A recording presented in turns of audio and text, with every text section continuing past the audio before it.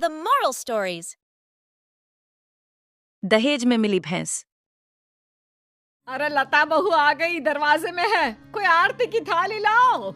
अरे गुड़िया भाभी दरवाजे पर खड़ी है, जल्दी आओ। घर पर शादी के बाद लता की पहली विदाई थी।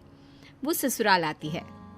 बहू की आरती करने के लिए इतनी एक्साइटेड हो रही है या फिर बहू के साथ आए सामान की है? सब जानते हैं। अरे लालची समझ रखा है क्या? अरे घर में अगर दो सामान आ भी जाता है तो तुम्हें क्यों खुजली हो रही है? अरे कहाँ हो सब? मेरी बहू आ गई। सास थाली लेकर दरवाजे पर जाती है, जहाँ सामने एक भैंस खड़ी होती है। माँ, भाभी तो है नहीं, भैंस है। बोलो तो कर दे आरती। भैंस? भैंस कहाँ से आ गई? तभी लता आ जाती है। वो क्या है ना, पापा ने कहा है कि जा रही हो तो भैंस भी ले जाओ। वहाँ ससुराल में लोगों को दूध दही का फायदा हो जाएगा ना। तो ले आए हम। अरे वाह, कहाँ तो बूंद बूंद दूध के लिए तरसते थे, अब तो नदियाँ बहेंगी नदियाँ। लेकिन ये भैंसिया खड़ी कहाँ होगी?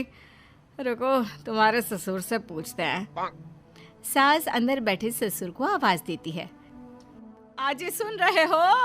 बहू का ये सामान कहाँ रखना है और ये कहाँ रहेगी? ससुर जी से पता ही नहीं कि दरवाजे पर भैंस खड़ी है। अरे करना क्या है, वो ऊपर का कमरा ही तो बनवाया था ना, वहीं रहेगी और कहाँ जाएगी? हैं? ऊपर के कमरे में रखे? अरे लेकिन इतना ऊपर चढ़ेगी कैसे? अरे पैरों से, और क्या पंख उगाना है? बड़ी ही गंवार औरत हो तुम। और अब बहू आ गई है, जल्दी से अंदर ले आओ आरती करके। हम नहाने जा रहे हैं, बाहर आए तो नाश्ता मिल जाना चाहिए, फिर मिलते हैं बहू से। ये बोलकर ससुर तो चले जाते हैं, लेकिन सास सोच में पड़ जाती है कि भैंस को ऊपर पहुंचाए कैसे। खैर काफी मशक्कत के बाद भैंस को छत पर चढ़ा दिया जाता है। हाय रे, न जाने कैसा ससुराल मिला है। एक तो 3 तल्ले ऊपर कमरा दिया है। सोचा था कि खुली छत है, रोमांटिक माहौल बनेगा, लेकिन नहीं, यहाँ तो मेरी भैंस ही खड़ी कर दी। अब सारा दिन सारी रात इसी के गोबर की मैं कमरे में माहौल जमाएगी। अरे रोती क्यों हो? जानती हो ना, घर में पापा का ही राज चलता है। अरे मुझे खुद समझ में नहीं आ रहा कि कैसे पापा ने ये भैंस छत पर चढ़वा दी। खैर चेंज कर लो, नीचे चलते हैं नाश्ता करने, हमें बहुत भूख लग रही है।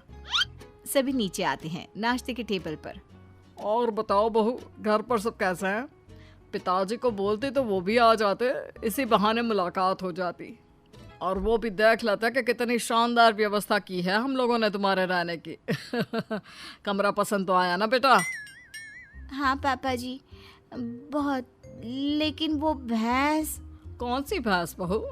वैसे भैंस से याद आया, तुम लोगों के मायके में तो भैंस ही भैंस है, तो कम से कम तुमने भैंस की सेवा, दूध निकालना, भैंस को नहलाना, ये सब तो सीखा ही होगा ना? बहू ससुर के सवाल से एक्साइटेड हो जाती है। सीखा? अरे हाथ में जादू है हमारे। भैंस को देखते हैं कि वो दूध देना शुरू कर देती है, और नहलाने का तो ये है कि अगर हमने भैंस या नहला दी ना पिताजी, तो फिर वो भैंस नहीं रहती। हाँ। क्या बात है? फिर क्या बन जाती है? बकरी? चुप। मतलब कि हमारे हाथ में इतना जादू है कि भैंस भैंस नहीं, रंग खिल कर ना उसका बतख की तरह सफेद हो जाता है। अरे 1 घंटे में 75 भैंस नहलाने का रिकॉर्ड हमने बनाया था जी एक बार। हाँ, ये सब तो ठीक है बहू, वैसे भैंस दूध कितना देती है? बहू फिर शीखी में आ जाती है। वैसे तो क्या है ना माँ जी, देती तो सिर्फ 4 किलो सुबह और 4 किलो शाम को, लेकिन जब मैं दूध निकालने बैठी हूँ ना, तो प्रेशर में 10 किलो सुबह और 10 किलो शाम को देती है। बस फिर क्या, ये सुनकर ससुराल वाले इम्प्रेस हो जाते हैं। ससुर सोच लेते हैं कि इतनी गुणी बहू मिली है तो भैंस तो लाना बनता है। फिर क्या, अगले रोज ससुर दरवाजे पर भैंस खड़ी कर देते हैं। बहू, अरे ओ बहू, देख तो मैं क्या लेकर आया हूँ। तभी बहू एक बाल्टी दूध लेकर आती है। क्या बात है बहू, बाल्टी भरकर दूध कहाँ से आ गया? वैसे देख, दरवाजे में मैंने तेरे लिए एक तोहफा रखा है। बहू दरवाजे पर जाती है जहाँ एक भैंस खड़ी होती है। ये क्या पिताजी, एक और भैंस? एक और नहीं बहू, एक ही है। इसे बाहर ना एक शेड बनाकर खड़ा कर देते हैं, क्या कहते हो? हाँ हाँ पिताजी सही कह रहे हैं, क्यों नहीं। वैसे भी ऊपर ना अब जगह कहाँ है, वहाँ तो। बहू बात पूरी करती कि सास आ जाती है। बहू ला दे बाल्टी, मैं आ रही हूँ। सास बहू से दूध की बाल्टी लेकर चली जाती है और बहू नई भैंस की सेवा में लग जाती है। अगले रोज सुबह, सासू माँ मैं ना आज ससुर जी को बोल दूंगी कि मैं ना दो दो भैंसों की सेवा नहीं कर सकती, तो वो एक भैंस ना बेच दे। अरे नहीं नहीं बहू, अभी नहीं। अभी तो तू जानती है कि मेरे मायके में शादी आने वाली है। दूध के भाव कितने महंगे हैं, तो कुछ महीनों के लिए दोनों भैंसें संभाल ले, फिर बात करते हैं।